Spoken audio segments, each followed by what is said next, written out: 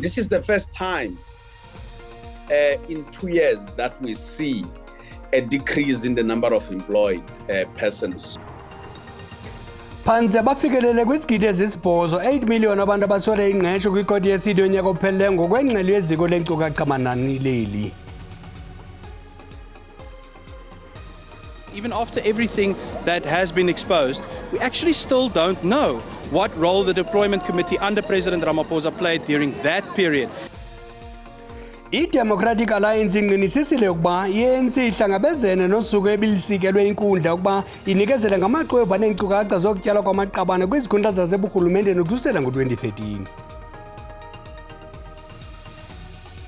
Wamkela njengeqhawe uSivenati the Special One Nontshinga ngethuba egaleleka kwisikhululo senqwelomoya OR Tambo International emva kokufumana intshinga elihlamathi kudidi lwe-lightweight phantsi kwe-IBF eMexico.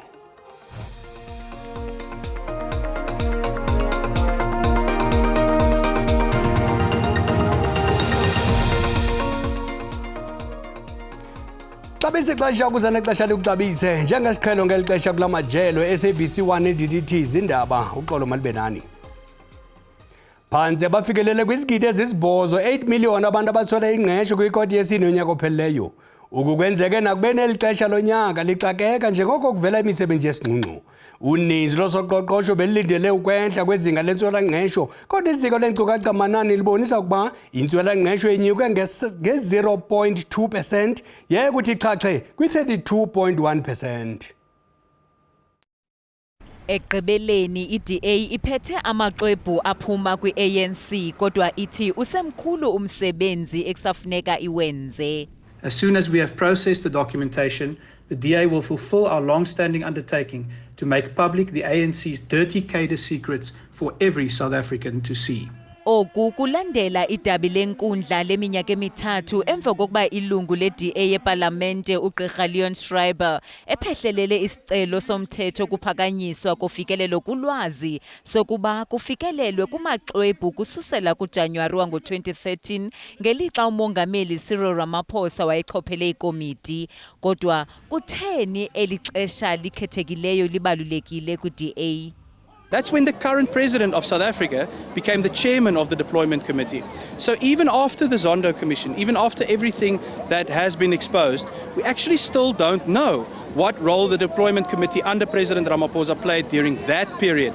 Kwingxelo yangaphambili phambi kokunikezelwa kwamaxwebhu, i-ANC icele uSchreiber ukuba ahloniphe amalungelo abantu abangavumanga ukuba amagama abo akhululwe esidlangalaleni. Cadre deployment is a worldwide phenomenon. We may be calling it different names.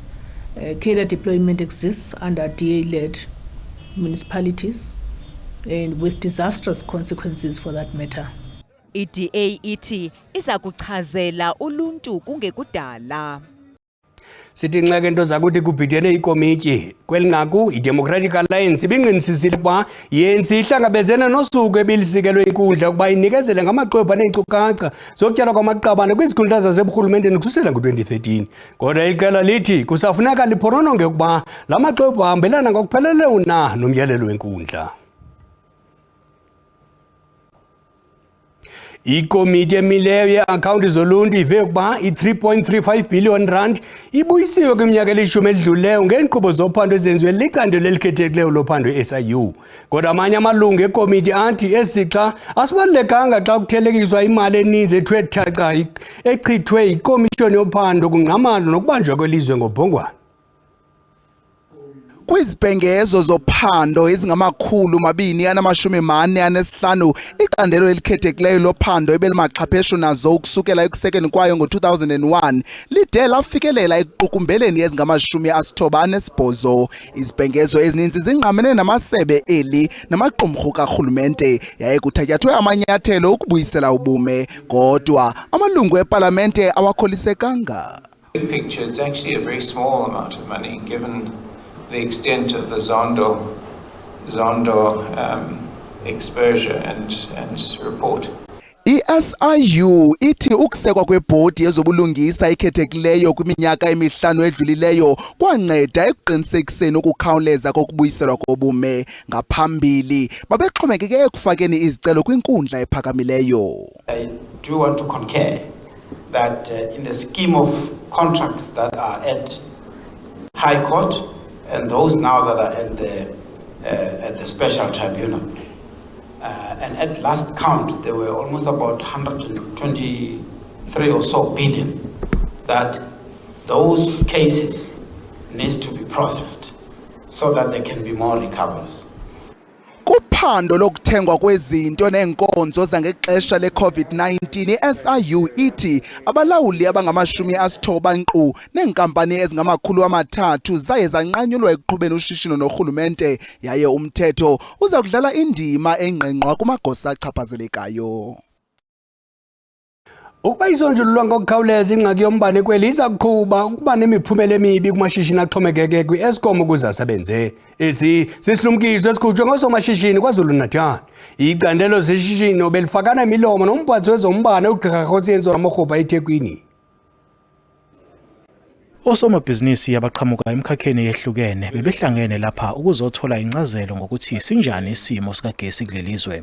Ungqongqoshe wezogesi uDkt Kgosientsho Ramokgopa wethule umsebenzi owenziwa umnyango wakhe ukuzama ukuxazulula lenkinga yokucima konga kukagesi. Osomabhizinisi nabo bazokalise imbono yabo ngalenkinga.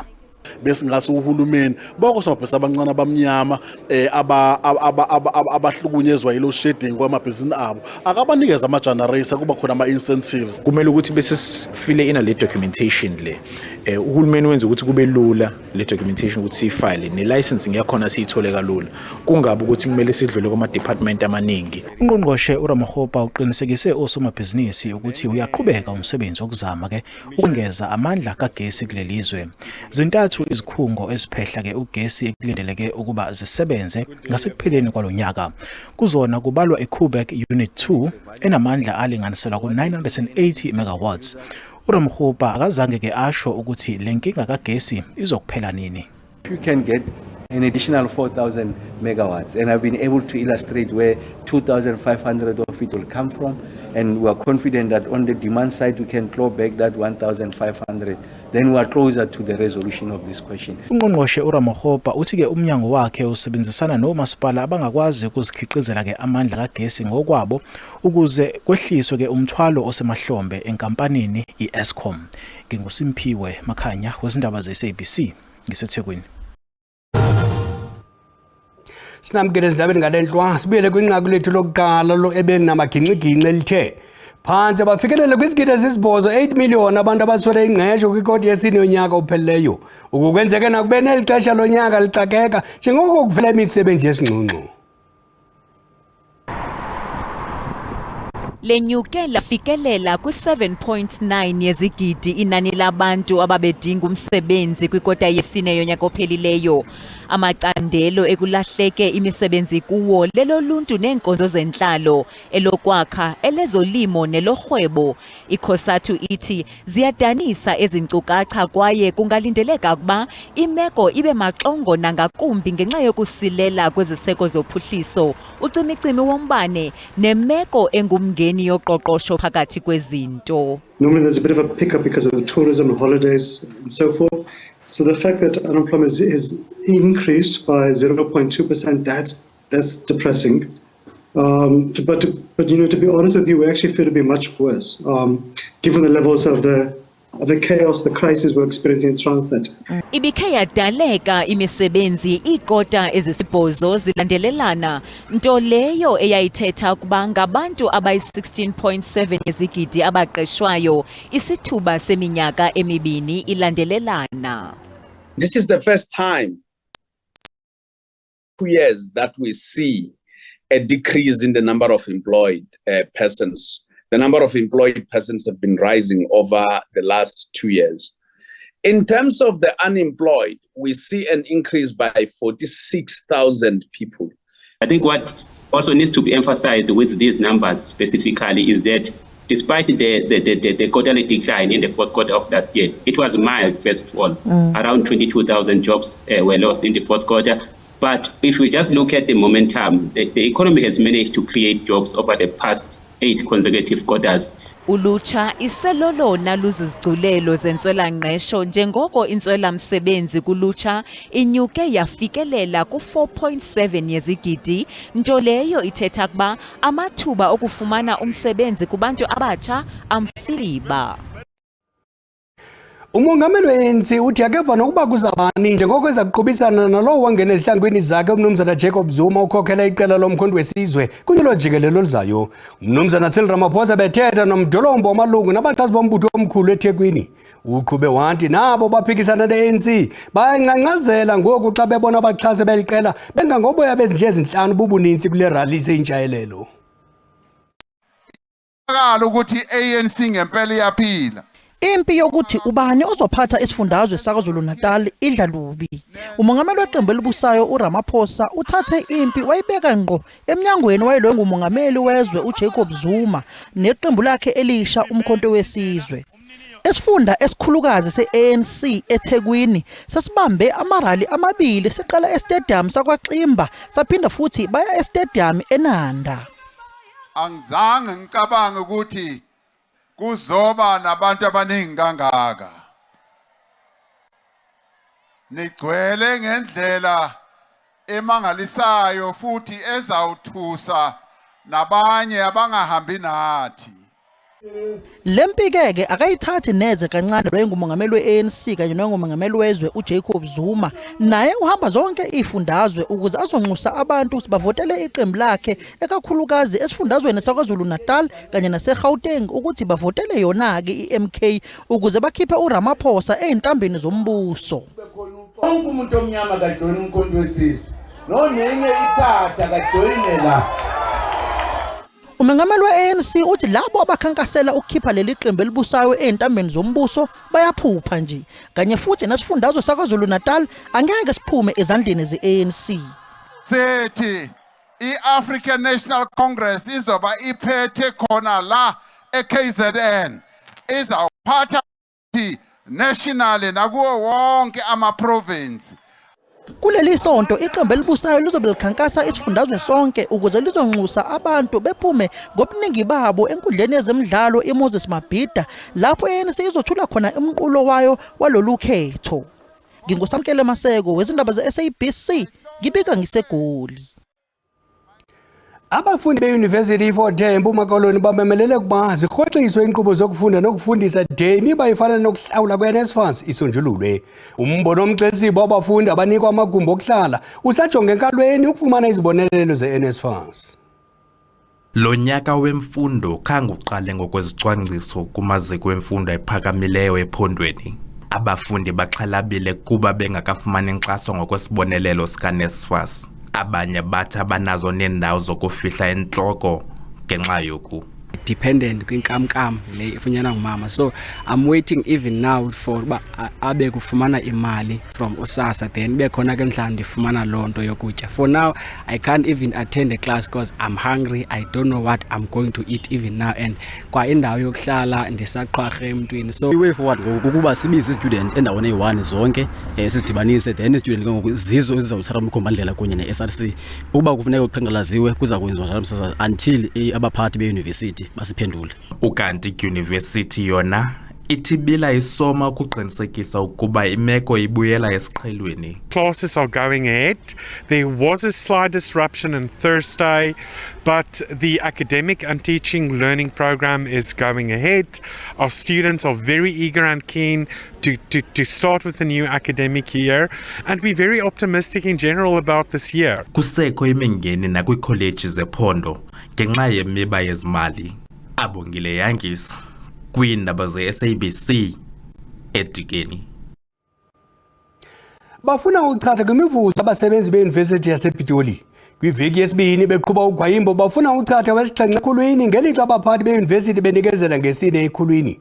Nangona uqhankqalazo lungaphazamisanga kuyaphi, i-University ithi zikhona izicwangciso zokuthintela isiphithiphithi esingabakhona.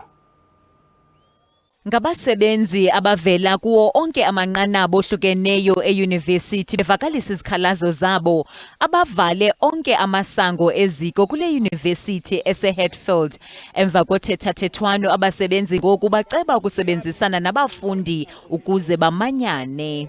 We are meeting with our national office also to discuss in terms of our strategies what to do next. Surely if we are not getting any joy from this particular VC and the institution itself, we then have to meet the minister, which is Blade Nzimande. Abasebenzi bathi bazaqhubeka nogwayimbo. Iyunivesithi yona imengelithi kukhona imiqobo yezezimali nokugcinywa kombane. The university is currently under financial strain, and we've developed a financial sustainability plan. And a part of that plan, it's a two-pronged plan, right? The one is we need to reduce costs, maintain our costs, and make sure that it doesn't get out of control. The second one is we need to see how we can leverage our revenue resources to increase revenues. Ukuza kuthi kangoku imfundo ayikachaphazeleki kwaye sekugqitywe 90 ekhulwini yobhaliso lwabafundi. Abahlali belali Chikuwi, Ichilore, Iluvani, Netmarimisa, nabelokishi iZanani eLimpopo bavale indlela R523 phakathi kweMusina neThohoyandou. Bakhalazela ukusilela kwenkonzo ezikundoqo ezifana namanzi, izindlu, indlela nezempilo. Izikolo namashishini izichaphazelekile. Abahlali apha bathi qenqelekile iminyaka bengaboni nethonsi lamanzi acocekileyo lomfula sele ungumthombo wabo okufumana amanzi banyanzelekile ukuba basele kanye nemfuyo yabo. Abahlali bazincame ngokuphuma iphulo lokugwayimba ezilatweni ukuvakalisa izikhalazo zabo emva kokuhlaba ikhwelo amatyeli ngamatyeli kuba bagqithiselwe iinkonzo zamanzi suka umasipala wesithili saseVembe abashiye kwesinomhlwa. Rena kliniki. We have a clinic here with only 3 nurses. Some have retired and others have died. They have not been replaced. The clinic operates from 8 in the morning to 12 midday. Abanye abahlali bavakalisa ngelithi inkali xinge etyeni nangakumbi kukumokamokana nokuselela kwenkonzo zogutyulo lwelindle. We buy water from the people we don't even know. We don't know where the water comes from. We also don't have toilets. Izakhiwo zophuhliso ezingekho mgangathweni nokusilela kolwakhiwo lwezindlu zezinye zeemeko ezimaqongo abazibalule njengezijijisana nemo yabo yentlalo elisizi. We need RDP houses. The ones that we have are very, very old. People need housing. We need houses of good standard. We need houses of good standard. I am old and have to fetch water from the river with a wheelbarrow. This is hurting me. Umasipala wesithili saseVembe uphefumle ngelithi ukhe wabamba ingxoxo ezibalekayo nabahlali yaye uchonge unokontraka wokuphuhlisa umgangatho wamapitsi onakeleyo kule ngingqi. Ukanti ke uqhankqalazo oluqalileyo lulindeleke ukuba luphele ngomso. Kwinkqubo i-cutting edge ngokuhlwa nje kujenelazwa ubungozi bokusebenzisa isinefu nokutshaya ihabibabi. Ungaphoswa ile nkqubo ngentsimbi yesithoba ngokuhlwa nje kwelijelo le-SABC 1. Kwezemidlalo amkele njengeqhawe uSivenati the special wanontshinga ngethuba egaleleka kwisikhululo senqwelomoya OR Tambo International emva kokufumana intshinga elihlabathi kudidi lwe-lightweight phantsi kwe-IBF eMexico. Lo mvuka nontshinga ominyaka engama-25 yintshatsheli elihlabathi isihlandlo sesibini kwaye ujonge ekuphuhliseni olu didi kwelizamanqindi. Wamkelwe ngentsholo namagwijo ngabo bakwazileyo ukufikelela kwesi sikhululo bevakalisa imincili ngeqhawe labo elizenzele indumasi kwihlabathi. For him to go to Mexico and stop him in his backyard, I mean, it's a great achievement. I was anticipating the crowd that welcomed Bafana Bafana. I mean, Bafana came third. This one is number 1 in the world. But look at the turnout. Kuye kwanyanzeleka bheke eMexico kuya koyisa uAdrian Curiel ekuye kwanyanzeleka diyanqandelwe kumjikelo weshumi.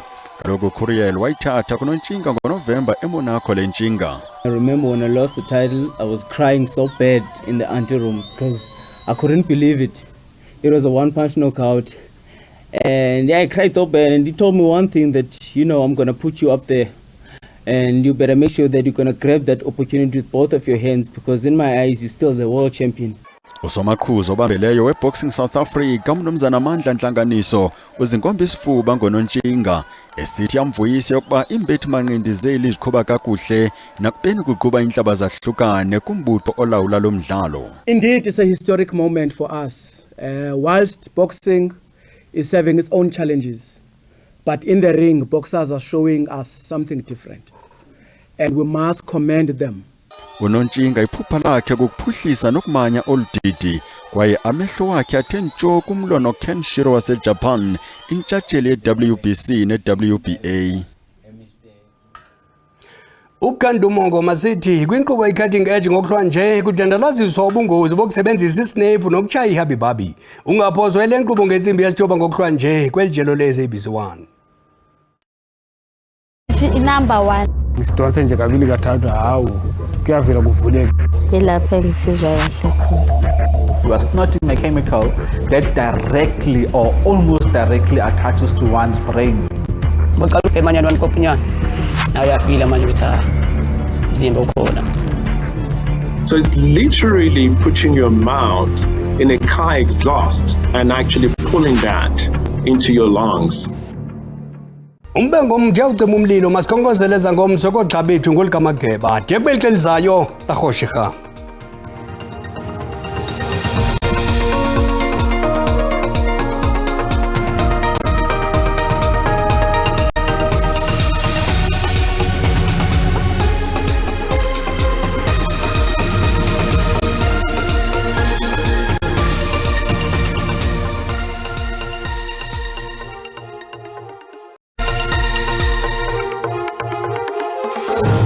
Mawahlangana mafuli ivume icama kuba sembo nje vumeleni ndingunonkanyezi ninirhabulise kuqikelelo lwemozulu yangokuhlwanje xa sijonga ke imvula nomoya ngokuhla kuyapholeka mbukeli into kubali mathumandaka kwindawo ezininzi singalibali kaloku pha imangalisweni kanti ke mbukeli zimvula esingephi singazilindela kwindawo eziphakamileyo chuncembe mbukeli sijonge imvula nomoya ngomso kuyapholeka mbukeli into bana liyaqhubeka lithe qabaqaba ngamafu kwindawo ezininzi kanti ke mbukeli zimvula ezingephi okanye ngamathuba amahle emvula esingathi siwalindele pha kwindawo eziphakamileyo magebe ngaye u60% kanti ke mbukeli zizibhaqu zenkungu ezingathi sizilindele pha kwabhacu unyula ngasentla koqumbu kotsolo komthatha unyula ngasentla ke mbukeli kwindawo esiphakamileyo kopitoli kontonga ziyaduma into ethi ke ubangaba uyaqhuba qiniseka into kubana uqhuba ngononophelo chuncembe mbukeli sijonge amaqondo bushushu aphansi ngokuhla njengoko sibona ke mbukeli pha kwelikamageba ko Lady Smith nguye u23 degrees kanti ke mbukeli xa sijonga eXhorha eXuba emthend kwaPain emqandule bhakupa siyiqwele ngequnu nguye u15 degrees kanti ke mbukeli phako Bloemfontein